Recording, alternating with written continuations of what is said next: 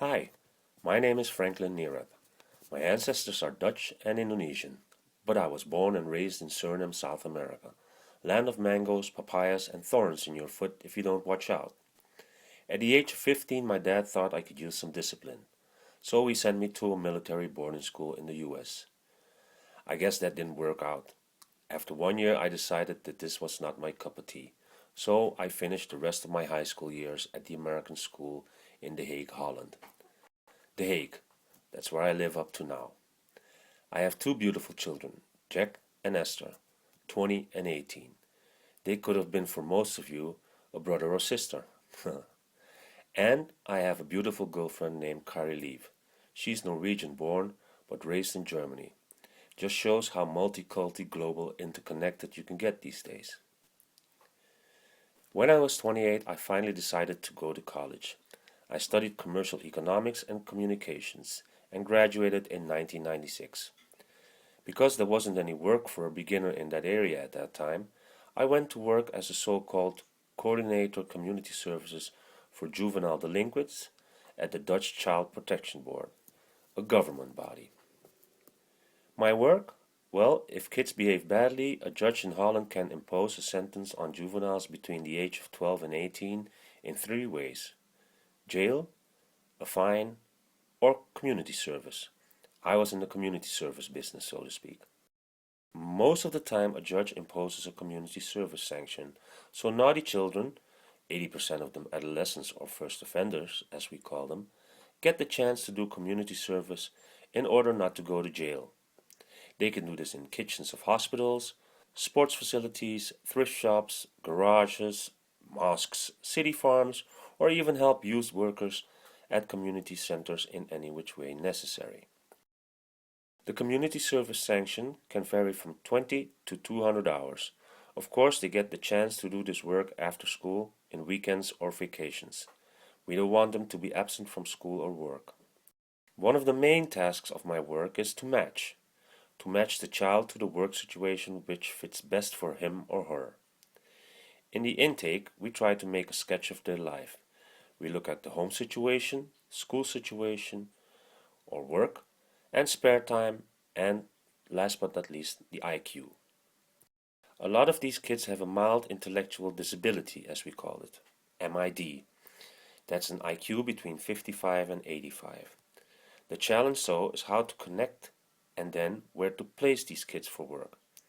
Two things you need to know: these kids take your words literally, and avoid humor that can be misunderstood. So, now after 17 years, I decided to quit this secure job with a good pension plan as well, and finally do what I always wanted to do.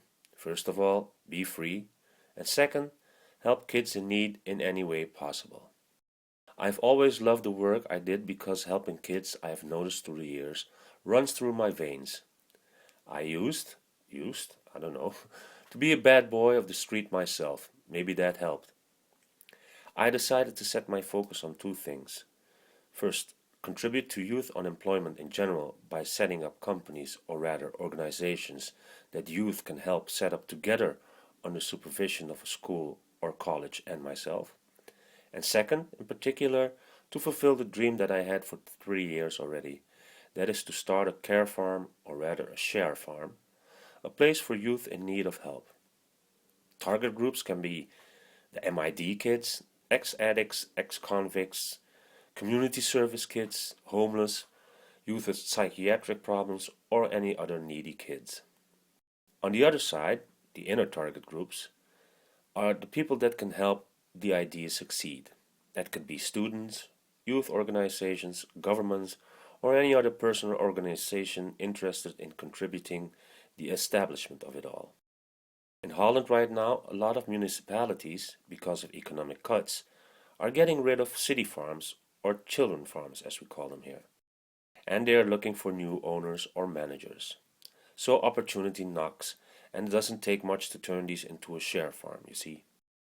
I'm now busy working further on a plan I already started in 2010, exploring the possibilities of a share farm, and make it a European engagement this time. Involve schools, colleges and youth, youth workers and leaders, and other people who are concerned with youth around Europe to make this innovation in share farming work. Work on the share farm can involve working with animals, working in the organic kitchen garden, help serve in the activity center, or serve in any other way possible. It can also be used as an outing for European exchange. Work on constructing the farm can involve setting up the European company in general, make a business plan and a financial plan, taking care of legal formalities, insurance, permits, and licenses, set up a financial plan, also look for sponsors, setting up the administration, setting up a website, and connecting European organizations. As said, all in cooperation with schools, colleges, and youth workers and leaders, and other people who are concerned with youth around Europe.